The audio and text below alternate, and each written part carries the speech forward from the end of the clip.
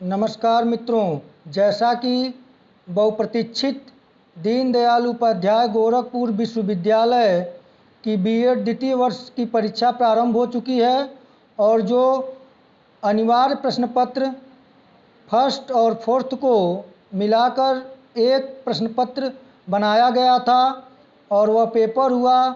समय जो था वह 1.5 घंटे के था, यानी कि 9 बजे से शुरू हुआ था, 10:30 बजे तक हुआ है।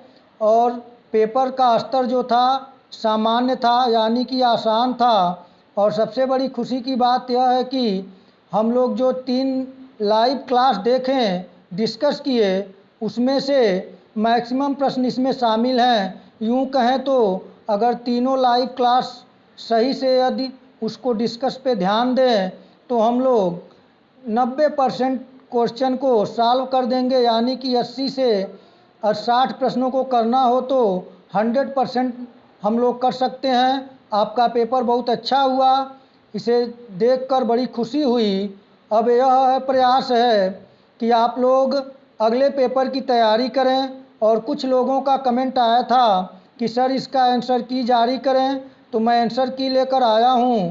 पहला प्रश्न रहा था, बेसिक शिक्षा मॉडल का विकास किया गया था। जैसा कि हम लोग शाम को ही जो डिस्कस किए लाइव क्लास के माध्यम से, उसमें इसे बताया गया था। तो इसका सही उत्तर होगा ऑप्शन बी, रॉबर्ट ग्लेसर द्वारा बेसिक टीचिंग मॉडल प्रस्तुत किया गया था। आइए दूसरा प्रश्न आपके सम्मुख जो है देखते हैं। दूसरा प्रश्न है, बेसिक टीचिंग मॉडल के कितने घटक या भाग हैं? तो जैसा कि ये ही जो प्रश्न है प्रथम प्रश्न से ही संबंधित है। बेसिक टीचिंग मॉडल में जो घटक हैं वह 4 घटक हैं, 4 भाग हैं। तो इसका सही उत्तर जो होगा वह ऑप्शन बी है। आइए अगले प्रश्न को देखें। प्रश्न संख्या 3 है, बेसिक टीचिंग मॉडल का प्रथम पद है। यह भी ग्लेसर के बुनियादी शिक्षण प्रतिमान से संबंधित है। इसका जो सही उत्तर होगा वह होगा ऑप्शन सी, अनुदेशनात्मक उद्देश्य। आइए अगले प्रश्न को देखें। किसने कहा यह शिक्षण किसी अन्य व्यक्ति के व्यवहार क्षमता को बदलने के उद्देश्य से पारस्परिक प्रभाव का एक रूप है? 4 ऑप्शन आपके सम्मुख हैं।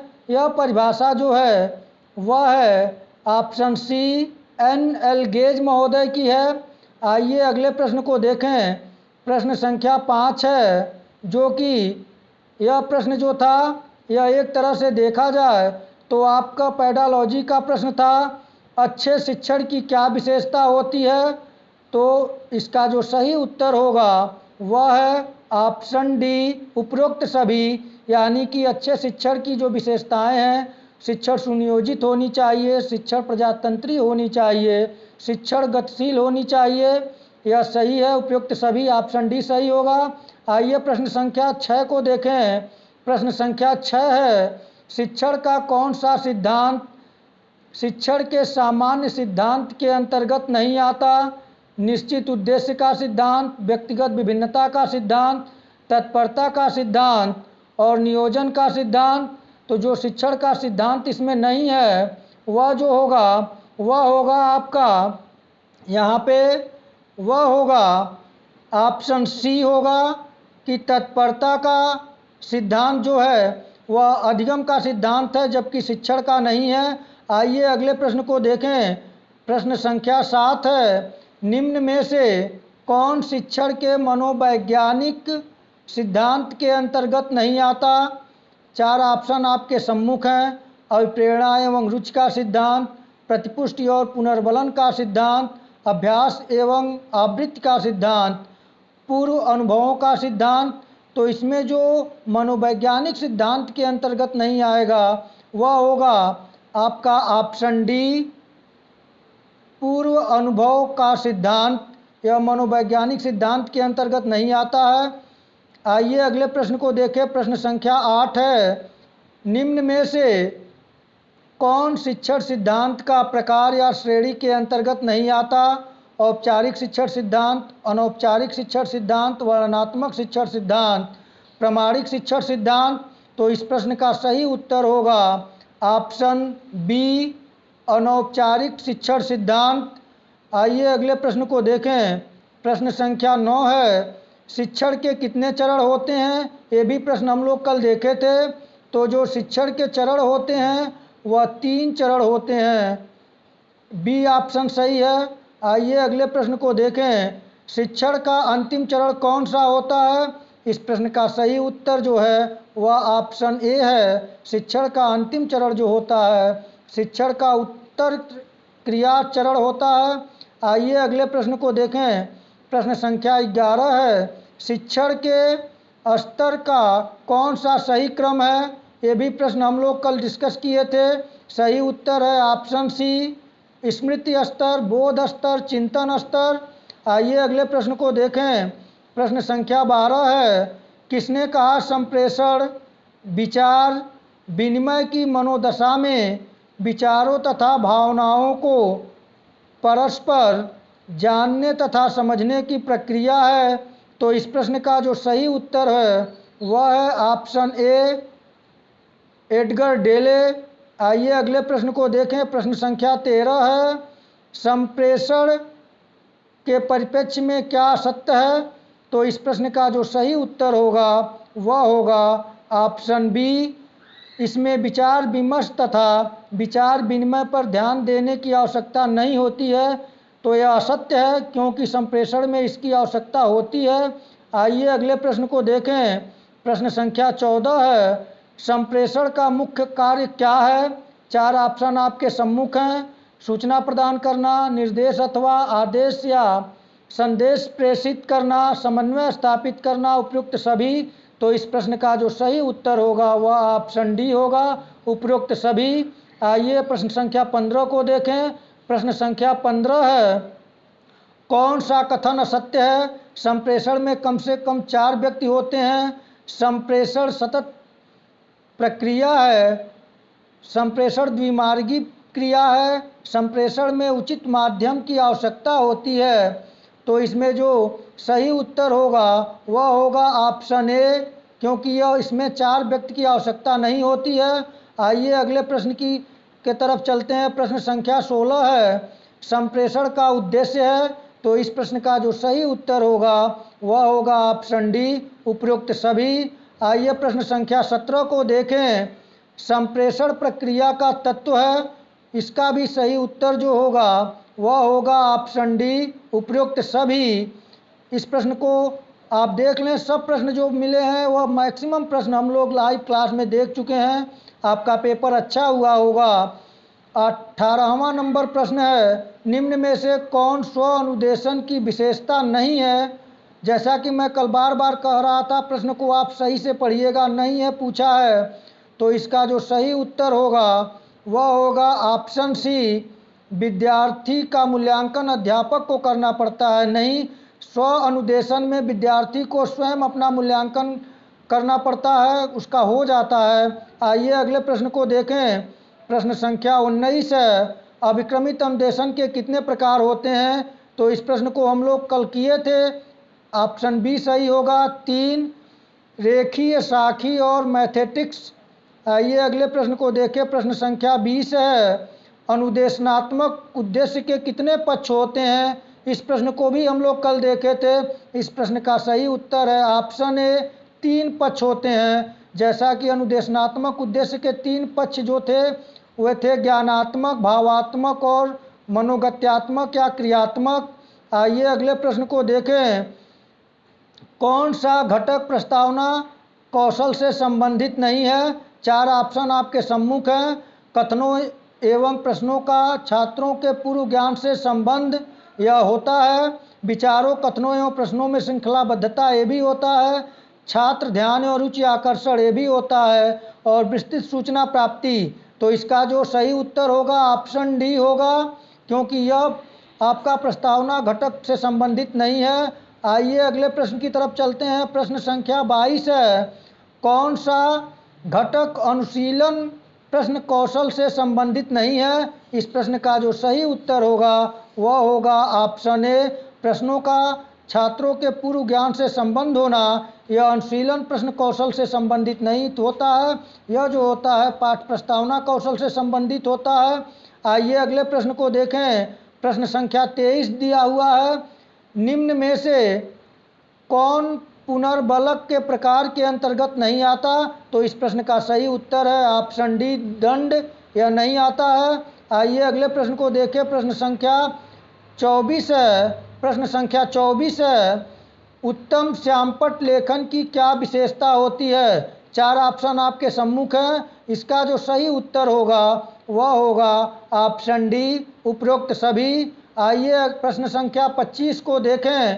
प्रश्न संख्या 25 है, किसने कहा शिक्षण क्रियाओं का वह समूह है जो कि अधिगम को उत्पन्न करने के लिए प्रेरित करता है?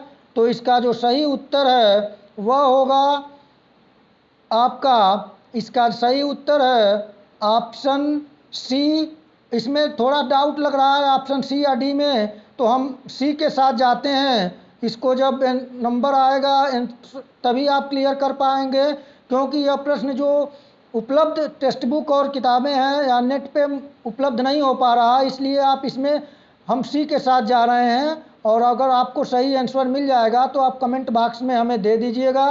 आइए अगले प्रश्न को देखें। प्रश्न संख्या 26 जो दिया हुआ है, कौन सा गुण सफल अध्यापक का नहीं है? तो यानी कि नहीं है पूछा है, तो यह भी पेडालॉजी का प्रश्न है। इसमें जो सही उत्तर होगा वह होगा ऑप्शन सी, पक्षपातपूर्ण व्यवहार, यह गुण सफल अध्यापक का नहीं है। आइए प्रश्न संख्या 27 को देखें। प्रश्न संख्या 27 दिया हुआ है, अध्यापक के व्यावसायिक उन्नति में कौन सी बात महत्वपूर्ण है? तो इसमें सही उत्तर होगा ऑप्शन डी, उपरोक्त सभी। आइए प्रश्न संख्या 28 को देखें। प्रश्न संख्या 28 दिया हुआ है आपका। प्रश्न संख्या 28, शिक्षण की कौन सी विधि शिक्षक केंद्रित नहीं है?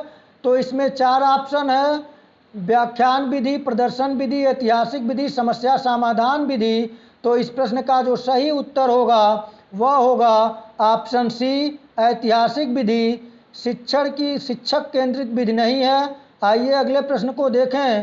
प्रश्न संख्या 29 जो दिया हुआ है वह है, शिक्षण की कौन सी विधि बाल केंद्रित नहीं है? 4 ऑप्शन आपके सम्मुख हैं। इसका जो सही उत्तर होगा वह होगा ऑप्शन ए, प्रयोगशाला विधि जो है वह बाल केंद्रित नहीं होती है। आइए अगले प्रश्न की तरफ चलते हैं। प्रश्न संख्या 30 है, अनेक विकल्पों में से सर्वोत्तम विकल्प के चयन को कहते हैं? इसका सही उत्तर होगा ऑप्शन बी, निर्णय लेना। आइए प्रश्न संख्या अगले को देखें। प्रश्न संख्या 31 है, टेलीविज़न किस प्रकार के शिक्षण सामग्री के अंतर्गत आता है? तो टेलीविज़न जो है वह दिखाई भी देता है और उसमें साउंड भी निकलता है, सुनाई भी देता है, कल जैसा हम लोग डिस्कस भी किए थे। इसका सही उत्तर होगा ऑप्शन सी, दृश्य श्रव्य दृश्य सामग्री। आइए अगले प्रश्न को देखें।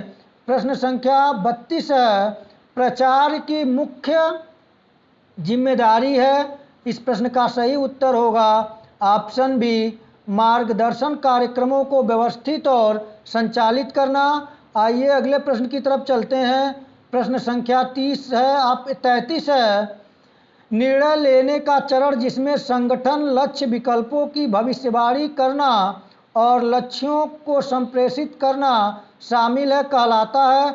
तो इस प्रश्न का जो सही उत्तर है वह है ऑप्शन सी, योजना। आइए अगले प्रश्न पर चलते हैं। प्रश्न संख्या 34 है, विद्यालय के हेडमास्टर से अपेक्षा की जाती है कि? 4 ऑप्शन आपके सम्मुख हैं। सही उत्तर ऑप्शन डी होगा, उपरोक्त सभी। प्रश्न संख्या 35 है, एक अच्छा शिक्षक वह होता है जो? 4 ऑप्शन आपके सम्मुख हैं, शिक्षण में वास्तविक रुचि रखता है, अपने विषय की जानकारी रखता है, वह जानता है कि छात्रों को कैसे नियंत्रित किया जाए, अच्छी अभिव्यक्ति रखता है। तो एक अच्छा शिक्षक जो होता है, यह प्रश्न पेडालॉजी का प्रश्न है। इसका जो कि अगर सही देखा जाए जो ऑप्शन है वह होगा कि ऑप्शन ए और सी दोनों में डाउट जा रहा है, लेकिन हम ऑप्शन ए के साथ जाएंगे। शिक्षण में वास्तविक रुचि रखता है। आइए अगला प्रश्न है, छात्रों को उन शिक्षकों को प्राथमिकता देनी चाहिए। छात्रों को उन शिक्षकों को प्राथमिकता देना चाहिए।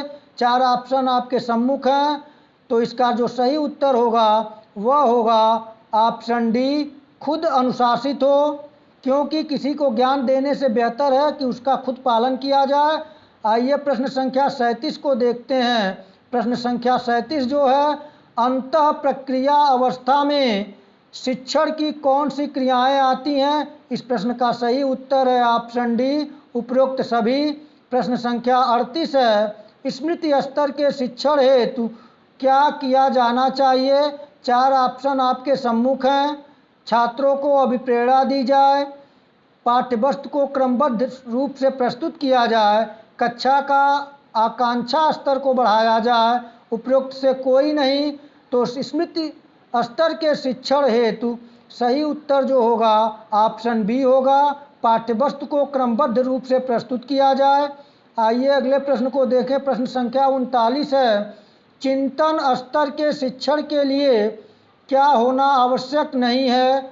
तो इसका जो सही उत्तर होगा वह आपका होगा इसमें से कोई नहीं, क्योंकि ये देखा जाए तो इसमें उपरोक्त में से कोई नहीं। इसलिए मैं जा रहा हूँ कि छात्रों का आकांक्षा स्तर ऊंचा होना ठीक है।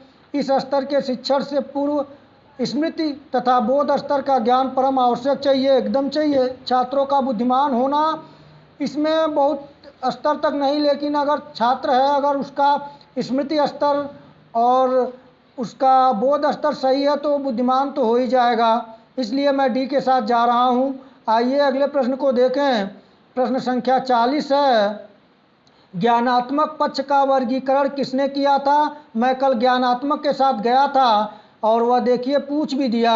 तो इसका सही उत्तर ऑप्शन ए है, बेंजामिन एस ब्लूम क्रतुहली। आइए अगले प्रश्न को देखें। प्रश्न संख्या 41 है, पर्यावरण के घटक हैं। तो पर्यावरण के जो घटक हैं वह सभी होंगे, ऑप्शन डी सही है, उपयुक्त सभी। आइए अगले प्रश्न को देखें। प्रश्न संख्या 42 आपके सम्मुख है, भौतिक पर्यावरण के अंतर्गत आते हैं। तो ये भी प्रश्न का सही उत्तर ऑप्शन डी है, उपरोक्त सभी। प्रश्न संख्या 43 है, जैविक पर्यावरण के अंतर्गत आता है। तो जो जैविक पर्यावरण के अंतर्गत आएगा उसके अंतर्गत यहाँ पर जीवन से संबंधित बातें हो रही हैं। तो यहाँ कहीं न कहीं अगर जीवन किसमें, मृदा वायु और जल तीनों तो भौतिक हैं और मानव के अंदर जीव आता है, तो यहाँ पे जो सही उत्तर होगा वह होगा ऑप्शन ए, मानव। आइए अगले प्रश्न को देखें। मानव निर्मित पर्यावरण है। तो मानव निर्मित जो पर्यावरण है वह समाज है, समाज द्वारा बनाया गया है। आइए प्रश्न संख्या 45 को देखें।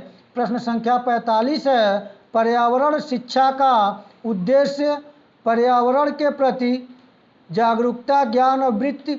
सही उत्तर ऑप्शन डी है, उपरोक्त सभी। पर्यावरण शिक्षा का उद्देश्य पर्यावरण के प्रति जागरूकता, ज्ञान और वृत्ति विकसित किया जाए, उपरोक्त सभी सही होगा। प्रश्न संख्या 46 है, शाकाहारी पशु है। बहुत ही आसान क्वेश्चन था। शाकाहारी पशु है गाय, ऑप्शन डी। प्रश्न संख्या 47 को भी देख लेते हैं, मांसाहारी पशु है। सही उत्तर है ऑप्शन बी, बाघ। आइए प्रश्न संख्या 48 को देखें। प्रश्न संख्या 48 दिया हुआ है, पारिस्थितिकी का अध्ययन क्षेत्र है। तो इसका जो अध्ययन क्षेत्र होगा पारिस्थितिकी का वह होगा उपयुक्त सभी। प्रश्न संख्या 49 को देखें। प्रश्न संख्या 49 दिया हुआ है, पारिस्थितिकी तंत्र के प्रकार है। तो इसका सही उत्तर होगा ऑप्शन सी, ए और बी दोनों। प्रश्न संख्या 50 दिया हुआ है, परितंत्र के प्रकार है, बंद परितंत्र, खुला परितंत्र। सही उत्तर है ऑप्शन सी, ए और बी दोनों। प्रश्न संख्या 51 है, परितंत्र की संरचना होती है। तो परितंत्र की जो संरचना होती है वो अजैविक तथा जैविक दोनों घटकों से होती है। तो ऑप्शन सी सही है। आइए प्रश्न संख्या 52 को देखें। प्रश्न संख्या 52 जो दिया हुआ है वह दिया हुआ है, परितंत्र में उपभोक्ता के प्रकार हैं शाकाहारी उपभोक्ता, द्वितीयक उपभोक्ता, तृतीयक उपभोक्ता, यानी कि ऑप्शन डी सही होगा। प्रश्न संख्या 53 दिया हुआ है प्राकृतिक आपदा है, तो यह जो प्राकृतिक आपदा है यह उपरोक्त सभी है, यहाँ पे डी ऑप्शन सही होगा। प्रश्न संख्या 54 को देखें। प्रश्न संख्या 54 दिया हुआ है मानव जनित आपदा है, तो जो मानव जनित आपदा है तो इसके साथ इसमें कुछ लोग आग बता रहे हैं, कुछ लोग हरित गृह प्रभाव बता रहे हैं, लेकिन जो सही आंसर होगा वह होगा ऑप्शन डी हरित गृह प्रभाव।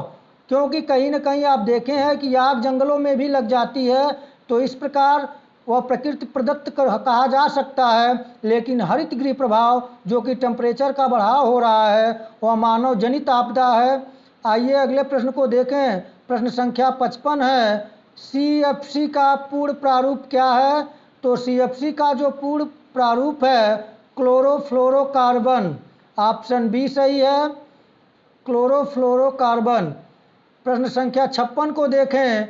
खाद्य श्रृंखला में आते हैं, तो 4 ऑप्शन आपके सम्मुख हैं, इसका सही उत्तर होगा ऑप्शन डी उपरोक्त सभी। और प्रश्न संख्या 57 जो दिया हुआ है उसे देखते हैं। प्रश्न संख्या 57 को, तो प्रश्न संख्या 57 जो है पर्यावरणीय प्रदूषण के प्रकार हैं, तो यहाँ पर सही उत्तर जो होगा ऑप्शन डी होगा उपरोक्त सभी। आइए प्रश्न संख्या 58 को देखें। वायु प्रदूषक है, तो इसमें भी सही ऑप्शन होगा ऑप्शन डी उपरोक्त सभी। आइए प्रश्न संख्या 59 को देखें।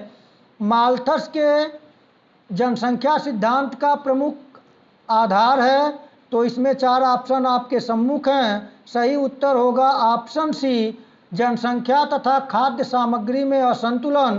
प्रश्न संख्या 60 को देखें।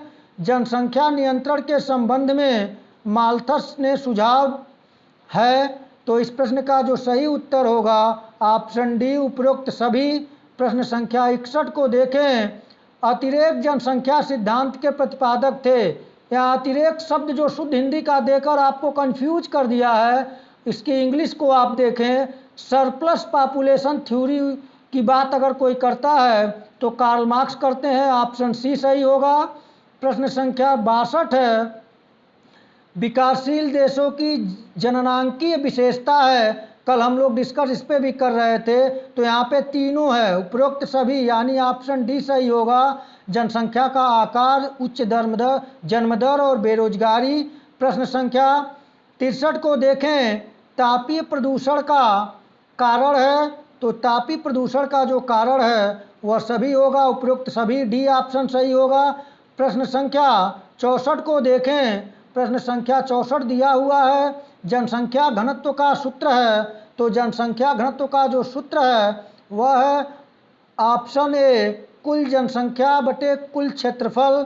आइए प्रश्न संख्या 65 को देखते हैं। प्रश्न संख्या 65 है जनसंख्या शिक्षा का अध्ययन क्षेत्र है, यहाँ पे 4 ऑप्शन दिए हैं, इसका सही उत्तर होगा ऑप्शन डी उपरोक्त सभी। प्रश्न संख्या 66 है रेडियोधर्मी प्रदूषण के प्रभाव हैं, तो यह इसका भी जो सही उत्तर होगा वह होगा आपका ऑप्शन डी उपरोक्त सभी। आइए अगले प्रश्न को देखें। प्रश्न संख्या 67 है विश्व पर्यावरण दिवस मनाया जाता है, तो विश्व पर्यावरण दिवस जो कि हम लोग डिस्कस भी किए थे, ऑप्शन डी सही होगा 5 जून को। और प्रश्न संख्या 68 है विश्व जनसंख्या दिवस मनाया जाता है, इस पे भी डिस्कस हम लोग किए थे, सही उत्तर होगा ऑप्शन सी 11 जुलाई। प्रश्न संख्या 69 जो है विश्व पृथ्वी दिवस मनाया जाता है, यह प्रश्न जो है यह कन्फ्यूजन कर दिया है, यहाँ पे 22 अप्रैल होना चाहिए, लेकिन यहाँ पे ऑप्शन ही नहीं सही है, तो यहाँ पे 22 के जगह पे 12 हो गया है, तो यह प्रश्न जो है यह प्रश्न को गलत माना जाए। इस प्रश्न को हम लोग देखें कि यूनिवर्सिटी ख़त्म करती है या इस पे नंबर देती है, सबको समान, अब जो हो। आइए अगले प्रश्न को देखें। प्रश्न संख्या 70 है हरित क्रांति संबंधित है, तो इस पे भी हम लोग डिस्कस किए थे। मैक्सिमम प्रश्नों पे हम लोग डिस्कस कर चुके हैं, इसलिए आप लोगों का पेपर बहुत अच्छा हुआ है। वो तो संतोष के लिए आप लोगों के रिक्वेस्ट पे मैं इस पे इसके ऑप्शन को बना रहा हूँ आंसर की को। हरित क्रांति का संबंध खाद्यान्न उत्पादन से है। प्रश्न संख्या 71 है, ऑपरेशन फ्लड संबंधित है, तो यह ऑप्शन डी है, दुग्ध उत्पादन से। आइए प्रश्न संख्या अगले को देखें, 72, पीत क्रांति संबंधित है, तो जो पीत क्रांति है वह ऑप्शन डी से संबंधित है, खाद्य तेल बीज उत्पादन से। प्रश्न संख्या 73 है, नीली क्रांति का संबंध है, तो नीली क्रांति का संबंध जो है मछली उत्पादन से है। आइए प्रश्न संख्या 74 को देखें, पृथ्वी सतह पर जल से आच्छादित क्षेत्र है, तो आप जानते हैं कि यह है बी 71%। 75 नंबर प्रश्न है, पृथ्वी पर पेयजल का प्रतिशत है, तो इसका सही उत्तर होगा ऑप्शन ए 2.5%। प्रश्न संख्या 76 है, वायुमंडल का भाग है, तो ये भी आसान क्वेश्चन है, ऑप्शन डी सही होगा उपरोक्त सभी। प्रश्न संख्या 77 है, पृथ्वी के ऊपरी सतह को जाना जाता है, तो इसका सही उत्तर ऑप्शन ए भू प्रॉपर्टी। प्रश्न संख्या 78 है, राष्ट्रीय जनसंख्या नीति कब घोषित की गई थी? इस प्रश्न का सही उत्तर है ऑप्शन ए 1952 ईस्वी में। और अगला प्रश्न है, जनसंख्या से संबंधित ज्ञान के प्रतिबोध या ज्ञान है, यह किसने कहा है? तो इस प्रश्न का सही उत्तर अब तक नहीं मिल पाया है, तो इसका अभी हम रखते हैं, जब मिल जाएगा तो आपको कमेंट बॉक्स में मैं दे दूंगा। अगले प्रश्न को देखें, जो लास्ट प्रश्न है, प्रश्न संख्या 80 जो है वह दिया हुआ है कि भारत में जनसंख्या आयोग का गठन कब हुआ? तो इसका सही उत्तर होगा ऑप्शन डी 2000 में। तो मित्रों यह प्रश्न रहा, उसके आंसर रहे, और आपका पेपर बहुत ही अच्छा हुआ है, यह मुझे पता है। तो आप लोग आंसर की के चक्कर में न पड़, अधिक से अधिक अपने अन्य पेपर, जो अभी आपके 2 पेपर बचे हुए हैं जो कि बहुत ही महत्वपूर्ण हैं, उन प्रश्नों को आपको, जो शिक्षण विषय से संबंधित प्रश्न होने हैं, उस पर तैयारी रखें, उस पर ध्यान रखें।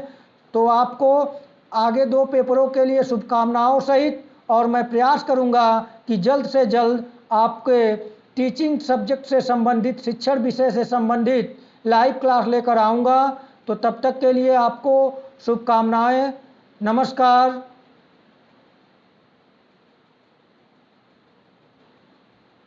डैडी